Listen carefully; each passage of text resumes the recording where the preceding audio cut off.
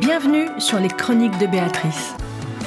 À travers Écoute ton œil, je vous invite à explorer la photographie autrement, décrire une image, rencontrer des artistes, réfléchir à notre rapport à l'image et débattre des enjeux qui traversent le monde photographique. Les deux font une, quand deux regards deviennent une seule histoire. On dit souvent que les opposés s'attirent. En photographie, ils se révèlent. Bienvenue dans Les Deux font une, un podcast consacré à la rencontre de deux personnalités qui, loin de s'annuler, se complètent. Car ce ne sont pas toujours les ressemblances qui donnent naissance aux plus belles collaborations. Bien souvent, ce sont les différences qui ouvrent de nouveaux horizons. À l'occasion de l'exposition Instant, deux femmes, présentée du 9 au 26 septembre à la Galerie Rastol à Paris, je vous invite à découvrir deux photographes, Sophie Lousteau et Anne-Sophie Janin, réunies autour d'un même médium, le Polaroid. Le Polaroid ne se retouche pas, il oblige à accepter l'instant, l'imperfection, la surprise. Il ne laisse aucune place au retour en arrière. Finalement, il leur ressemble. Cette exposition dépasse la simple juxtaposition de deux univers. Il ne s'agit plus seulement de deux photographes qui exposent ensemble, mais d'une œuvre commune, portée par deux sensibilités singulières. Une proposition artistique profondément humaine et poétique.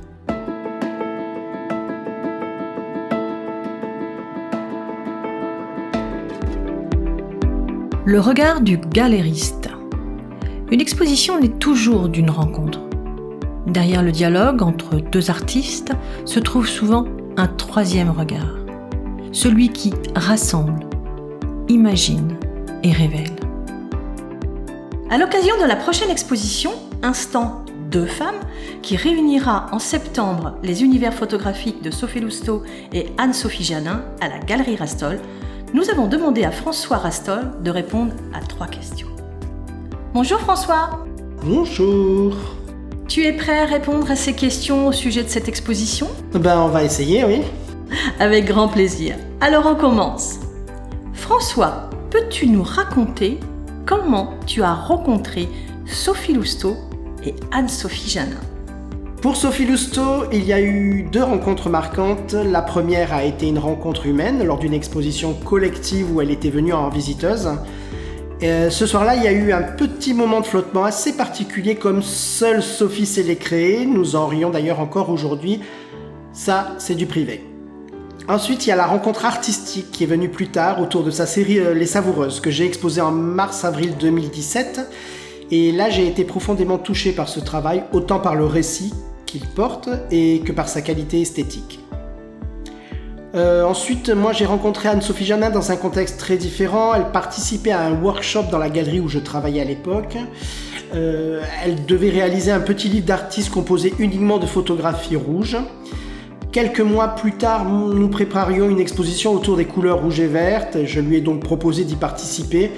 Et puis elle a accepté immédiatement sans même se poser de questions. En fait, c'est tout à fait Anne-Sophie. C'est une artiste qui s'engage avec spontanéité et confiance. En revanche, le petit livre rouge, je ne l'ai jamais vu. Depuis quand, donc, accompagnes-tu leur travail et qu'est-ce qui t'a donné envie de les exposer ? Alors, j'accompagne Anne-Sophie Janin depuis 2014 et Sophie Lousteau depuis 2017. Alors, les raisons qui m'ont donné envie de les exposer sont très différentes, car leurs approches de la photographie le sont également. Chez Sophie, c'est avant tout la série Les Savoureuses dont j'ai parlé précédemment qui m'a convaincu. J'y ai trouvé une grande force narrative, mais surtout une véritable exigence plastique. Avec Anne-Sophie, la relation s'est construite dans la durée. C'est une artiste complète, curieuse, complexe, avec laquelle j'ai eu la chance de mener des projets très variés. Nous avons d'abord participé à plusieurs expositions collectives, puis elle a été l'une des premières artistes avec qui on a travaillé autour du Polaroid. C'est aussi à partir de ce moment-là que le dialogue entre son travail et celui de Sophie a commencé à se dessiner, chacune bien sûr suivant son propre chemin, mais avec des résonances qui m'ont semblé à ce moment-là déjà de plus en plus évidentes. Une autre question, François. Pourquoi avoir choisi de réunir 2 femmes photographes pour cette exposition ? Est-ce une rencontre artistique qui s'est imposée naturellement Ou y a-t-il aussi une volonté affirmée de mettre en lumière le regard et le travail des femmes dans la photographie contemporaine ? Alors, à cette époque, je connaissais déjà bien le travail de chacune. Entre-temps, Sophie et Anne-Sophie s'étaient rencontrées à plusieurs reprises lors des expositions des autres artistes de la galerie, et puis elles sont devenues amies en fait. Le fait qu'il s'agisse de deux femmes n'a pas été le point de départ de mon choix. Cela aurait pu être un homme, une femme ou deux hommes. Ce qui m'intéresse avant tout, moi, c'est la qualité du travail et la pertinence du dialogue artistique. En revanche, j'avais le sentiment qu'il existait entre elles quelque chose qui pouvait émerger. Déjà, leur univers, il était très différent. Mais à côté de ça, je pressentais qu'ils pouvaient entrer en résonance. Moi, je leur ai donc proposé une première exposition en duo qui s'intitulait Instant deux femmes en avril 2023. Alors, en avril 2023, c'est l'exposition. On a commencé à travailler dessus en 2022 en fait. J'avais toutefois posé une règle. Chacune ne devait pas connaître le travail que l'autre préparait. Je tenais à ce qu'elles conservent leur propre identité visuelle et qu'il n'y ait pas d'influence directe pendant la création. La raison, c'est aussi que Sophie travaille avec beaucoup de poésie et elle entretient un lien très fort avec la nature dans ses polaroïdes, tandis que Anne-Sophie, elle développe une photographie plus frontale, plus urbaine. Et pourtant, au-delà de ces différences, elles partagent une même sensibilité et une même exigence artistique.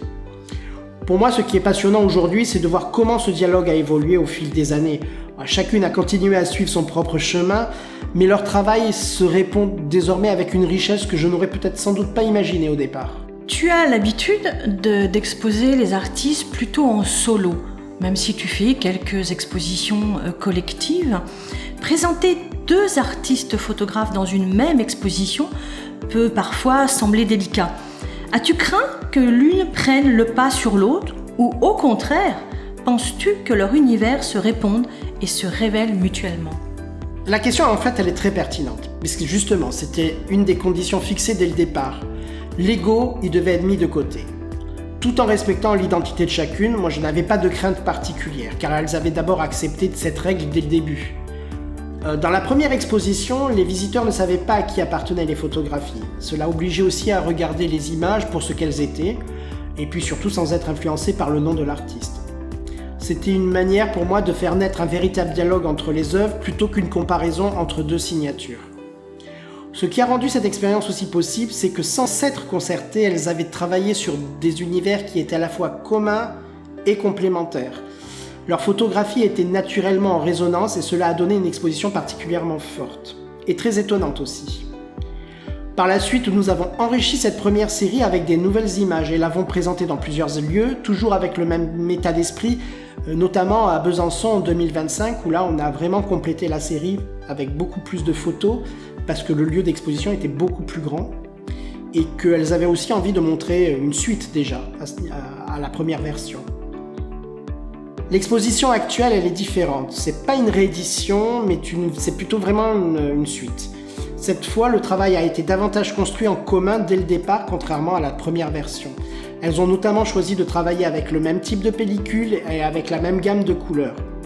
Du coup, le dialogue entre leur univers est donc encore plus affirmé, tout en laissant à chacune toujours sa propre écriture photographique.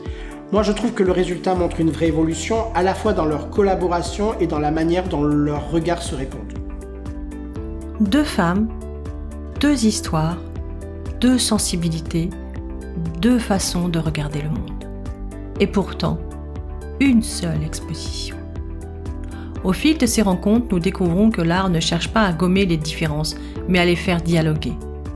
Car lorsque deux regards s'écoutent, se respectent et se répondent, ils donnent naissance à quelque chose de plus grand qu'eux-mêmes. C'est peut-être cela, finalement, le véritable sens de « les deux font une ». Je vous donne rendez-vous du 9 au 26 septembre à la Galerie Rastol à Paris pour découvrir Instant deux femmes. Une exposition où deux univers photographiques se rencontrent pour raconter une seule et même histoire. Autour de deux artistes, Anne-Sophie Janin et Sophie Lousteau. Je vous invite à découvrir les deux autres épisodes qui présenteront ces deux artistes. Et d'ici là, je vous souhaite une très belle écoute des Chroniques de Béatrice.